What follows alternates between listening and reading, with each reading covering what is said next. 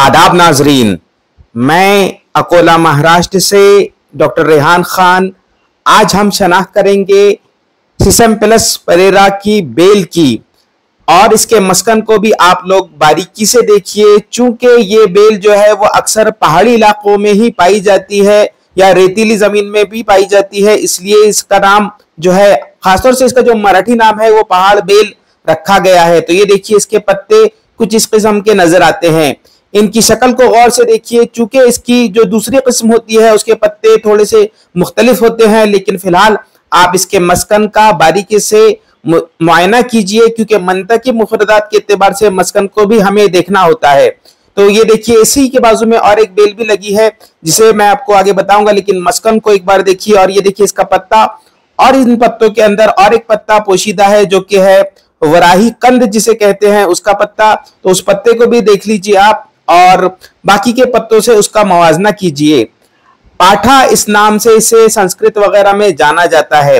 फरीद बूटी इस नाम से इसका बयान आता है, लेकिन हकीकी फरीद बूटी मेरे मुताबिक जो है वो जल जमनी यानी कॉकुलस हिरसुटस को कहते हैं। तो फिलहाल आप इसके मस्कन को देखिए और इसके इस्तेमाल भी समझते चलिए, और इसके पत्तों को देखिए किस किस्म से ये जमीन पर मफरूश रहती है। हालांकि ये कुछ दरख्तों के सहारे से ऊपर चढ़ती भी है, तो बारीकी से इसके पत्तों को देखिए, क्योंकि इसके पत्ते ही इसकी मुतफरिक शनाख्त कराने में हमारी मदद करते हैं। तो इसके पत्तों की जसामत का भी आप लोग अंदाजा लगाइए। 6 सेंटीमीटर से 9 सेंटीमीटर के आसपास इसके पत्ते होते हैं। शुरुआती गर्मी में इसके पत्ते जो होते हैं वो 2 इंच के होते हैं। जैसे ही बारिश पड़ती है ये बेल निकल आती है। और ये देखिए, इसके पत्तों में जो डंठल है वो किस किस्म से पत्ते के एकदम किनारे पर नहीं लगे होते, बल्कि बीच वाले हिस्से में लगते हैं। तो उसे भी देखिए, जैसा कि गिलोय के पत्ते जो होते हैं वो एक तने से, एक डंठल से जुड़े हुए होते हैं, लेकिन इनका जो डंठल है वो पत्ते के बीच में आकर लगता है, जिसकी कि मैं निशानदेही करने की कोशिश कर रहा हूं। तो बारीकी से देखिए, चूंकि हर मौसम में इसके पत्तों की बिना पर ही हम इस बेल की शनाख्त कर पाते हैं दूसरी बेल से, खासतौर से गिलोय वगैरह से। तो ये देखिए, पुष्ट की जानिब से इसके पत्ते और इनकी जो उरूक हैं, जो नसें हैं, वो किस किस्म से नजर आती हैं, उनका भी मुशाहिदा कीजिए। और बारीकी से इसके पत्तों को देखिए।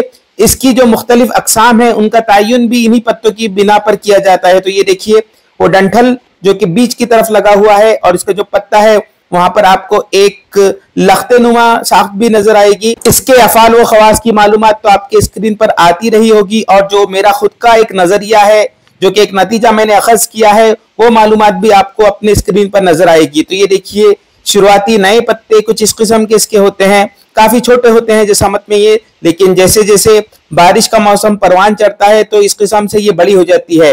और इसकी शाखों के मुंतशिर होने की का जो तर्ज है उसका भी मुशाहिदा कीजिए। इस किस्म से इसकी शाखें मुंतशिर होती हैं, और इन शाखों की शुरुआत में आप अगर गौर से देखेंगे, जिसकी कि मैं निशानदेही कर देता हूं, पत्तों के डंठल शाखों के शुरुआती हिस्से में मुड़े हुए होते हैं। तो ये देखिए, उसका भी अंदाजा लगाइए। और फिलहाल यानी तकरीबन अगस्त के महीने में ये इसकी हालत है। इसे फूल आने लगे हैं, और सबसे अहम मालूमात जो मेरा नजरिया है उसे भी पढ़िए आप, और इस बेल के बारे में मजीद मालूमात दूं। तो सबसे अहम फेल जो है, हड्डी जोड़ने वगैरह में भी इसका इस्तेमाल है, और ऐसा कहा जाता है कि इसके पत्तों को कुचलकर उसके रस में गोश्त के टुकड़े रख दिए जाएं तो वो आपस में जुड़ने लगते हैं। इस तरह जोड़ने की एक बेहतरीन सलाहियत इस बेल में है। और ये देखिए, इसके जो फूल हैं कुछ इस किस्म से नजर आते हैं। ये इसकी अगस्त के बाद वाली हालत है, और इसे फूल जो है वो गुच्छों में लगे हुए हैं। और इन फूलों की जसामत का भी आप लोग अंदाजा लगाइए। और बारिश में ये बेल किस किस्म से नजर आती है ये भी देखिए। शुरुआती बारिश में ये निकल आती है, फिर बारिश उरूज पर चढ़ती है तो इसे भी उरूज आता है, यानी शबाब आता है। और ये देखिए, इस किस्म के इसके फूल होते हैं, गुच्छों में इसके फूल लगते हैं, और इसके फल भी गुच्छों में लगना चाहिए, लेकिन हमारे यहाँ इसके जो फल हैं वो एक शाख पर एक ही फल लगता है। तो ये भी इसकी एक खास बात है हमारे यहाँ, और हमारे यहाँ के पहाड़ी इलाकों में ही ये पाई जाती है, आम इलाकों में ये पाई नहीं जाती। तो ये देखिए, इसके फूल और उसके गुच्छे और फूलों की जसामत का भी आप लोग अंदाजा लगाइए। ये फूल जसामत में तकरीबन 3 मिलीमीटर के होते हैं, और इन फूलों को बारीकी से अगर आप देखेंगे तो इनके अंदर 4 पंखड़ियां हैं।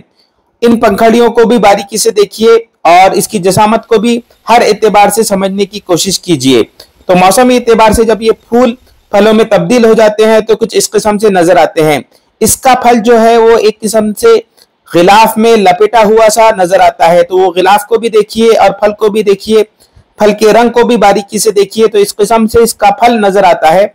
और इन फलों का दवान इस्तेमाल तो कम ही किया जाता है, लेकिन खास तौर पे इस पूरी ही बेल को यानी सालिम बेल को सुखाकर फिर इस्तेमाल किया जाता है। इसके सुफूफ का या इसके जोशानदे का इस्तेमाल है इस बेल के, और बवासीर वगैरह में भी इसका इस्तेमाल है। और ये देखिए इसका फल का मुआयना अगर हम करते हैं तो वो आपको मैं बताऊंगा आगे। और ये देखिए इस किस्म से इसका जो गिलाफ है, पत्ते नुमा गिलाफ, और उसके अंदर ये फल, ताकि इसकी हिफाजत हो सके। और फल के ऊपर जो रुआ है उसे भी देखने की कोशिश कीजिए। हमारे यहाँ इस बेल में कम रुआ लगता है, लेकिन बाज इलाकों में इस बेल पर काफी रुआ होता है। इसके हर हिस्से पर रुआ होता है, जिसे बॉटनी की दुनिया में टोमेंटोस कहते हैं। तो इन फलों को भी देखिए और इन फलों की जसामत का भी अंदाजा लगाइए।